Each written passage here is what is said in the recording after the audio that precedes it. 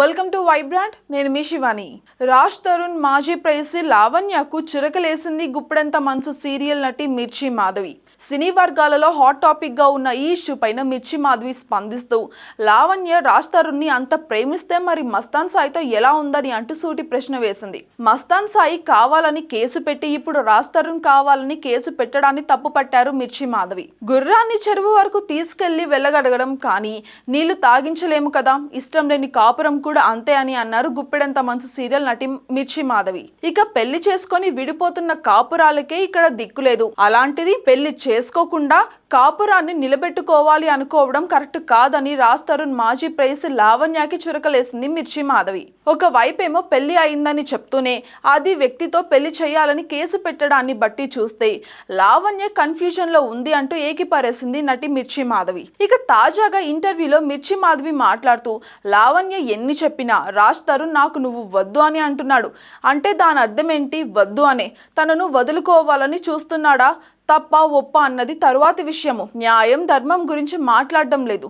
మానసికంగా రాజు ఆ అమ్మాయిని వద్దని అనుకుంటున్నాడు. ఇక్కడ మనం గ్రహించాల్సింది అదే. అలాగా కనెక్ట్ అవుతాడు. మొన్నటి వరకు కలిసి ఉండి ఇప్పుడు ఎలాగ వదిలేస్తాడని అనుకోవచ్చు. నిజానికి మొన్నటి వరకు కలిసి ఉంటే ఆ అమ్మాయి ఆ మస్తాన్ సాయితో ఎలా ఉంటుంది? ఆధారాలు చూపిస్తున్నారు కదా ఆమె మస్తాన్ సాయితో ఉన్నట్టు. రిలేషన్షిప్లో అంత కన్ఫ్యూజన్ ఏంటి అసలు? ఆమెకు అస్సలు క్లారిటీ లేదు. రాజ్ తరుణ్ కావాలని కేసు పెట్టావు, మస్తాన్ సాయి కావాలని కూడా కేసు పెట్టావు అంటే ఏంటి దాని అర్థం? నీకు పెళ్ళైందని అంటున్నావు, మళ్ళీ పెళ్లి చేసుకోవడం లేదని కేసు ఎలాగ పెడతావు? అది కరెక్ట్ కాదు కదా. నువ్వు రాజ్ తరుణ్ని అంత ప్రేమిస్తే మరి వేరే వ్యక్తితో ఎలా ఉన్నావు? పోనీ మస్తాన్ సాయితో అన్నా ఉందా అంటే ఇప్పుడు మళ్ళీ రాజ్ తరుణ్ కావాలని కేసు పెట్టింది. ఇదే బొమ్మలాట కాదు కదా. ఇద్దరి లైఫ్లతో ఆట దేనికి? నేను ఈమెను తప్పుపడ్డం లేదు. రాజ్ తరుణ్ మానసికంగా ఒక ఆమెను భరించలేను అని అంటున్నారు. వద్దు అనుకున్నాక ఎవరు ఉండలేరు కదా. నాకు తనే కావాలి, అతని కోసమే న్యాయ పోరాటం చేస్తాను, నిరాహార దీక్ష చేస్తాను, సూసైడ్ చేసుకుంటా అని మనిషిని ఇన్ని రకాలుగా బెదిరించి అతనితోని కాపురం చేస్తా వస్తావా చస్తావా అంటే ఎట్టా? గుర్రాన్ని నీళ్ళ వరకు తీసుకొని వెళ్ళగలగాం కానీ నీళ్లు తాగించలేం కదా. మూవ్ ఆన్ అయిపోవాలి అంతే. నాకు తెలిసింది ఏంటంటే వద్దు అనుకున్న బంధం వద్దు అంతే. అది ఏం చేసినా కూడా నిలబడదు.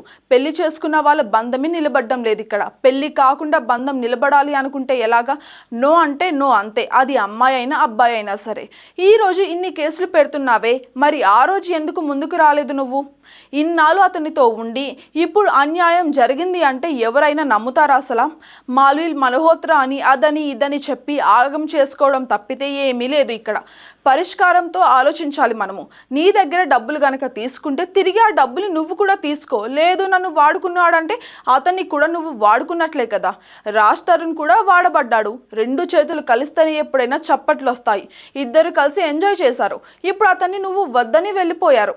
ఇక జరిగిందేదో జరిగిపోయింది. గతం గతహ అనుకొని మూవ్ ఆన్ అయిపోతే కనీసం ఇప్పటి నుంచైనా ఆ అమ్మాయికి ఆ అబ్బాయికి జీవితాలు బాగుంటాయని నేను చెప్తున్నాను. లేదని ఒకరిపైన ఒకరు కనుక బురద జల్లుకుంటూనే ఉంటే ఇద్దరి చేతులకి కూడా బురద అవుతుంది. బ్రేకప్ అంటే ఇలాగే ఉంటుంది. ఈజీగా దొరుకుతుంది అంటే దానికి వాల్యూయే ఉండదు. ఒకప్పుడు అమ్మాయి అబ్బాయి మాట్లాడుకోవాలంటే చాలా భయపడిపోయేవారు. కనీసం చూసుకునేవారు కూడా కాదు. కట్టుబాట్లు చాలా ఉండేవి. కానీ ఇప్పుడు సమాజంలో కట్టుబాట్లు లేవు. ఫోన్ చేతిలో ఉంటుంది, మరుసటి రోజు ఆ పిల్ల చేతిలోకి వచ్చేస్తుంది. ఈ రోజుల పరిస్థితి ఇంత దారుణంగా ఉంది అంటూ వాపోయింది నటి మిర్చి Madhavi. For more updates subscribe to Vibrant.